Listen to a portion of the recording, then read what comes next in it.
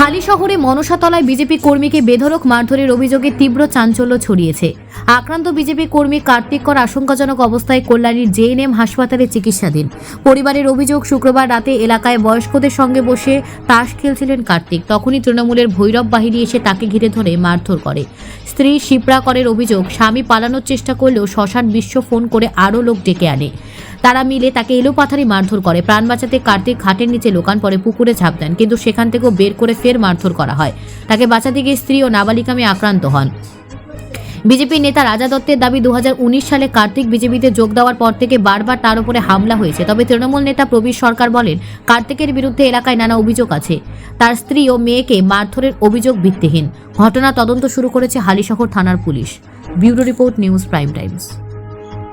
ও কোথায় রোজ বিকেলবেলা হলে একটু টাস খেলতে, বয়স্ক লোকদের সাথে টাস খেলে, ওখানে বসে ও টাস খেলছিল। কোন জায়গায় তাস খেলছিল? ওই বেতপুকুর পাড় মাঠের ওখানে টাস খেলছিল কোন বাড়িতে, সেখানে ওই খেলে সবাই মিলে বয়স্ক লোকরা। তো ওইখানে একটা ছেলে গেছিলো, শ্মশান বিশ্ব বলে, ওই ভাটবাগানে থাকে। উনি গিয়ে ওকে ডেকেছে, ডেকে ওইখানে ওকে আজে বাজে গালাগালি করেছে, কেন জানি না। তারপরে হঠাৎ ও পালাতে চেষ্টা করে, ওর ওই ভাব দেখেও পালাতে চেষ্টা করে। তারপরে ও কাকে ফোন করে করে অনেকগুলো মানুষকে ডেকেছে, ছেলেকে প্রায় 15-16টা ছেলে এসেছে। এসে তারপরে ওকে খুব মারধর, অনেক মারধর করেছে।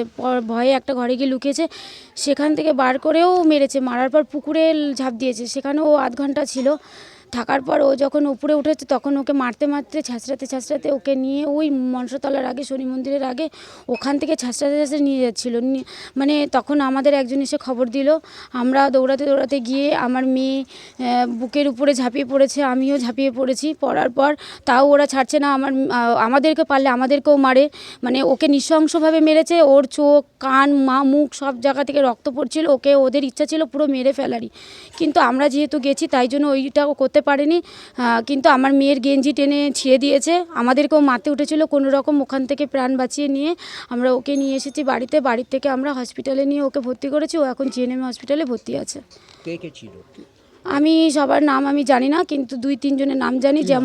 যেমন হলো শ্মশান বিশ্ব আছে, তার ছেলে রাজদাস আছে, আর ওই বসন্তর ছেলে জয় কি নাম, এই 3 জনের নাম আমি জানি। আর আদার্স আমি কারো নাম জানি না, তাদেরকে আমি চিনিও না। কিন্তু পার্টি করে? আমি বলতে পারবো না কিসের জন্য মেরেছে, কেন মেরেছে, কোনো কিছুই আমি বলতে পারবো না। আপনার স্বামীকে যে মারলো, আপনার স্বামী কি কোনো রাজনৈতিক দল করে? আগে করতেন, কিন্তু এখন আর কোনো কিছুতে করতেন ঠিক আমি বলতেও পারবো না যে কোন দল উনি করতেন। আমি নিজে থেকে আমি জানিও না, সেই আক্রোশে কি জানি না, আমি কিচ্ছু বলতে পারবো না। আমি ওগুলো জানি না, আমরা শুধু শুনেছি, আমরা গেছি। আমরা যদি না যেতাম, আমি আমার স্বামীকে আর পেতামই না। কিন্তু ওরা আমাদেরকেও মারার চেষ্টা করেছে। পুলিশ এসেছিল? হ্যাঁ, এসেছিলেন ইনকোয়ারি করতে। তারপরে জিজ্ঞাসা করে ওনারা চলে গেছেন।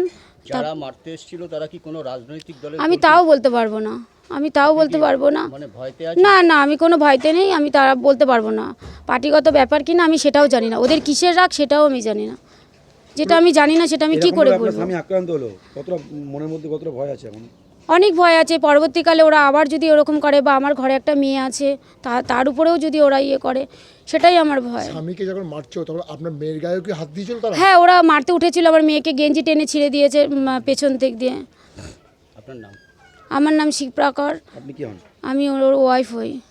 আপনার স্বামীর নামটা কি আগে বলুন? আমার স্বামীর নাম কার্তিক কর, আমি তার ওয়াইফ শিপ্রা কর।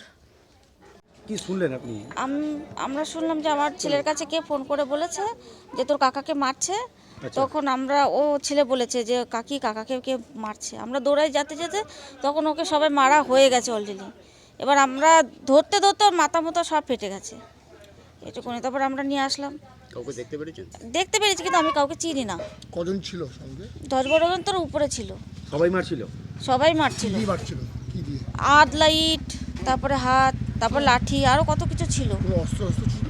হ্যাঁ, না কোনো অস্ত্র ছিল, ইট ছিল। মেরে ফেলা চোখ বন্ধ করছিল? হ্যাঁ, হবে হয়তো। আদলা ইট দিয়ে মারলে তো এমনি মানুষ মরে যায়। আপনার দেওর কি কোনো? না, আমার দেওর আগে হয়তো কিছু করতে পারে, কিন্তু এখন তো খুব ভালো হয়ে গেছে। কোন রাজনীতি দল? সেটা আমি জানি না, নালে কেন মারবে ওকে? আচ্ছা, তো এইটুকু এই কি শত্রুতা? হবে হয়তো, আমি জানি না। ব্যক্তিগত আক্রোশ ছিল কি? হবে হয়তো।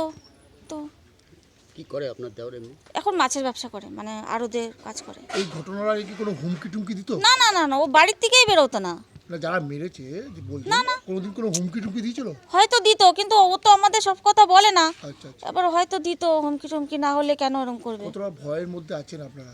আমরা তো অনেক ভয়তেই আছি, রাত্রি ঠিক মতন ঘুম নেই, আবার কি করবে না করবে। পুলিশ এসেছিল, হ্যাঁ, পুলিশ এসেছিল রাত্রি। কি বললো? পুলিশে বললো যে দেখছি আমরা কি করতে পারি। আপনার দেওয়ার নাম কি? কার্তিক কর। আপনার নাম? দীপালি কর। কে হন আপনি? সেজো ভাসু, মানে সেজোজন। ওরা 5 ভাই, আমি সেজোজন। ধরুন আমি ঘটনাটা শুনেছি।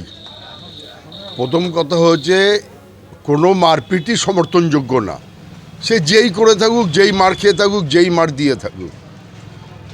আর এমন কিছু ঘটনা সেখানে ঘটেনি কালকে। আমি সবটাই শুনেছি, আমি যাব এর কিছুক্ষণ পরে ওখানে, সবটাই শুনেছি। তবে যে ছেলেটি আক্রান্ত হয়েছে আপনারা বলছেন, তা সে হচ্ছে চোরা কার্তিক।